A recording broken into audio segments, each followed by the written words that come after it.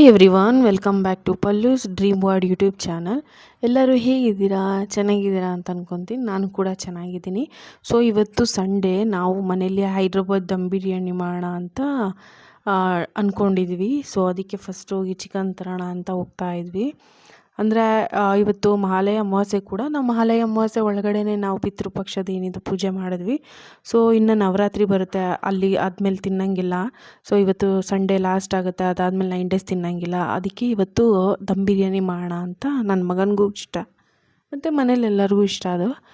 So ಅದಕ್ಕೆ ಬಂದ್ವಿ. ಇಲ್ಲಿ ಚಿಕನ್ ತೊಗೊಂಡ್ವಿ, ಇಲ್ಲಿ 1.5 kg ತೊಗೊಂಡ್ವಿ ಚಿಕನ್ ವಿಂಗ್ಸ್ ತೊಗೊಂಡ್ವಿ ನಾವು.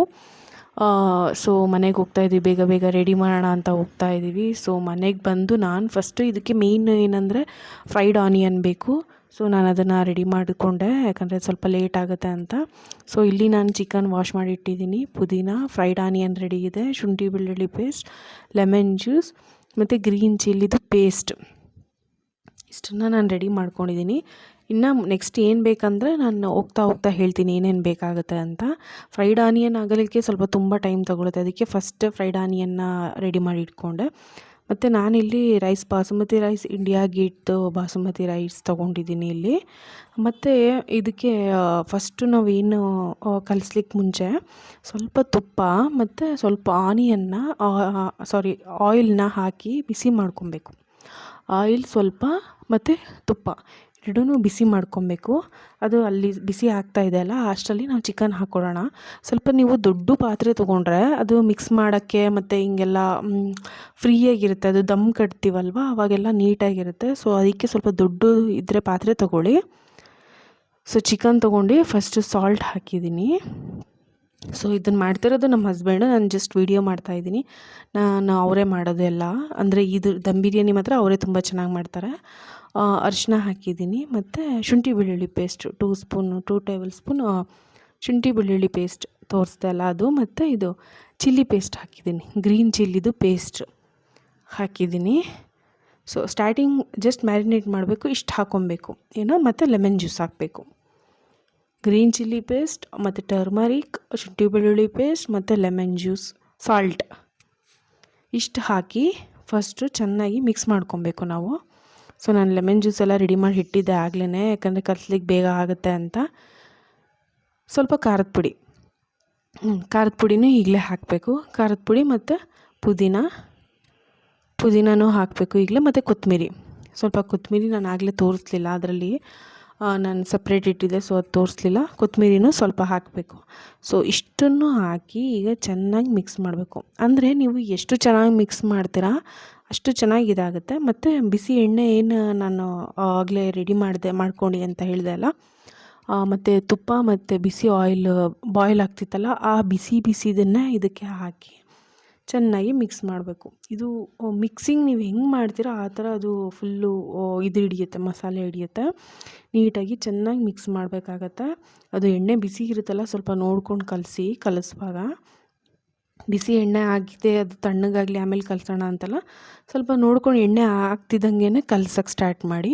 ಎಣ್ಣೆ ಮತ್ತು ತುಪ್ಪ ಬಿಸಿ ಮಾಡ್ಕೊಂಡಿದ್ದ ಎಣ್ಣೆ ತುಪ್ಪನ ಹಾಕಿ ಕಲಿಸ್ಬೇಕು, ಚೆನ್ನಾಗಿ ಮಿಕ್ಸ್ ಆಗಬೇಕು. ಅದು ಮಿಕ್ಸ್ ಆದ್ರೇ ಅದು ಚೆನ್ನಾಗಿ ಬರೋದು ಟೇಸ್ಟು. ಸೊ ಮಿಕ್ಸ್ ಆಗಿ ನೀಟಾಗಿ ಮಿಕ್ಸ್ ಆಗಿದೆ ನೋಡಿ, ಈಗ ಎಲ್ಲ ಮಿಕ್ಸ್ ಆಗಿದೆ. ಸೊ ಇದನ್ನು ನಾನು 1 hour ಬಿಡ್ತೀನಿ. 1 hour ಆದಮೇಲೆ ಸೊ ಬಂದು ಇಲ್ಲಿ ಇದಕ್ಕೆ ಆಚಿ ಚಿಕನ್ ಮಸಾಲ ಸ್ವಲ್ಪ 1 ಸ್ಪೂನ್ ಹಾಕೋಣ. 1 ಸ್ಪೂನ್ 1.5 ಸ್ಪೂನ್ ಹಾಕಿದ್ದೀನಿ. ಮತ್ತು ಧನಿಯಾ ಪೌಡರ್ ಹಾಕಿ 1 ಟೇಬಲ್ ಸ್ಪೂನ್ ಧನಿಯಾ ಪೌಡರ್ ಹಾಕೋಣ. ಸೊ ಇದಾದಮೇಲೆ ಬಂದು ಗರಂ ಮಸಾಲ, ಯಾವುದಾದ್ರು ಸರಿ, ನೀವು ಯಾವ ಗರಂ ಮಸಾಲ ಹಾಕೋರು ಪರವಾಗಿಲ್ಲ. 1 ಟೇಬಲ್ ಸ್ಪೂನ್ ಗರಂ ಮಸಾಲ ಹಾಕೋಣ.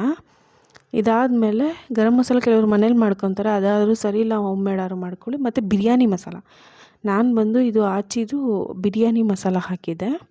ಸೊ ಇದನ್ನು ಹಾಕಿ ಅದು 1 hour ಮ್ಯಾರಿನೇಟ್ ಮಾಡಿ ಬಿಟ್ರಿ ಅಲ್ವಾ ಸ್ಟಾರ್ಟಿಂಗಲ್ಲಿ, ಅದಾದಮೇಲೆ ಈ ಪೌಡ್ರ್ಗಳನ್ನೆಲ್ಲ ಹಾಕಿ ಮತ್ತು ಇದನ್ನು ಚೆನ್ನಾಗಿ ಮಿಕ್ಸ್ ಮಾಡಬೇಕು.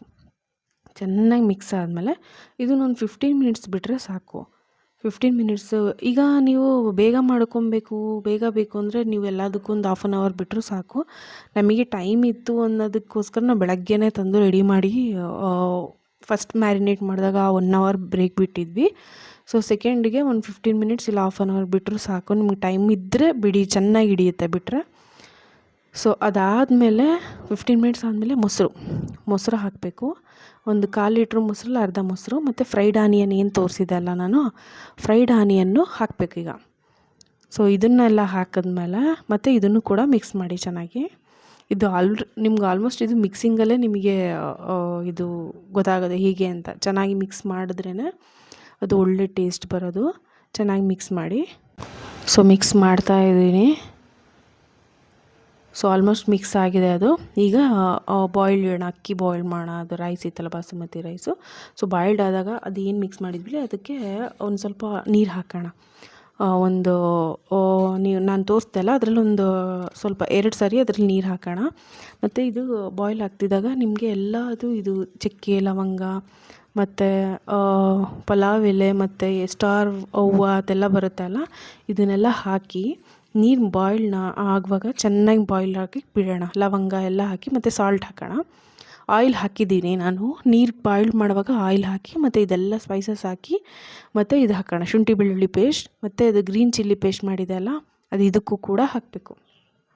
ಮತ್ತು ಪುದೀನ ಇಷ್ಟು ಹಾಕಿ ಚೆನ್ನಾಗಿ ಒಂದು 5 ಮಿನಿಟ್ಸು ಚೆನ್ನಾಗಿದಾಗಲಿ. ಕೊತ್ತಂಬರಿನೂ ಹಾಕಿ ಚೆನ್ನಾಗಿ ಇದನ್ನು ಮಳ್ಳಕ್ಕೆ ಬಿಡಿ. ಒಂದು 5 ಮಿನಿಟ್ಸ್ ಚೆನ್ನಾಗಿ ಮಳ್ಳಲಿ. ಯಾಕೆ ಅಂದರೆ ಇದೆಲ್ಲ ಮಳ್ಳದ ಮೇಲೆ ಇಲ್ಲಿ ಏನು ಹಾಕಿದ್ದೀವಿ ನಾನು ಅದನ್ನೆಲ್ಲ ಫಿಲ್ಟ್ರ್ ಮಾಡಿ ತೆಗಿಬೇಕಾಗತ್ತೆ. ಸೊ ನಾನು ಚೆನ್ನಾಗಿ ಅದೆಲ್ಲ ಮಳ್ಳಿದೆ. ಆಲ್ಮೋಸ್ಟ್ ಮಳ್ಳಿದೆ ಅಂದರೆ ಎಲ್ಲ ಇದ್ರದ್ದು ಏನಿದೆ ಅದ್ರದ್ದು ಎಲ್ಲ ಟೇಸ್ಟು ಅದೆಲ್ಲ ನೀರಿಗೆ ಬಿಟ್ಕೊತಾ ಇದೆ ಅಲ್ಲ, ಅದು ನೀರಿಗೆ ಬಿಟ್ಕೊಳ್ತು. ಸೊ ಈಗ ಇದನ್ನೆಲ್ಲ ನಾನು ತೆಗೆದು ಫಿಲ್ಟರ್ ಮಾಡಿ ಸಪ್ರೇಟ್ ಇಟ್ಕೊತೀನಿ. ಯಾಕೆ ಅಂದರೆ ಅದು ಪ್ಲೇನ್ ರೈಸ್ ಬೇಕಾಗುತ್ತೆ ಅಲ್ವಾ ನಮಗೆ. ಸೊ ಅದಕ್ಕೆ ಈ ಥರ ಮಾಡಿ ನಾವು ಇದನ್ನು ಸಪ್ರೇಟ್ ಮಾಡಿ ಇಟ್ಕೊತೀವಿ. ಫಿಲ್ಟರ್ ಮಾಡಿ ಒಂದು ಕಡೆ ಫಿಲ್ಟರ್ ಮಾಡಿ ಇಟ್ಟಿದ್ಮೇಲೆ ಆ ರೈಸ್ ಏನಿತ್ತು, ಬಾಸುಮತಿ ರೈಸ್ ವಾಶ್ ಮಾಡಿ ಇಟ್ಟಿದ್ದೆ ನಾನು. ಸೊ ಆ ರೈಸ್ನ ಹಾಕೋಣ ನೀರಿಗೆ. ಈ ನೀರಲ್ಲಿ ರೈಸ್ ಬಂದು ನಿಮಗೆ 70% ಮಾತ್ರ ಬಾಯ್ಲ್ ಆಗಬೇಕು. ನೋಡ್ತಾ ಇರಬೇಕು. ತುಂಬ ಬಾಯ್ಲ್ ಆಗಿಬಿಟ್ರೆ ಅದು ದಮ್ ಕಟ್ಟಲಿಕ್ಕೆ ತುಂಬ ಮುದ್ದೆ ಥರ ಆಗ್ಬಿಡುತ್ತೆ ರೈಸು. ಅದು 45% ಮಾತ್ರ ನಿಮಗೆ ಬೆಂದಿರಬೇಕು. ಸೊ ಅದು 45% ಬೆಂದಿತ್ತು.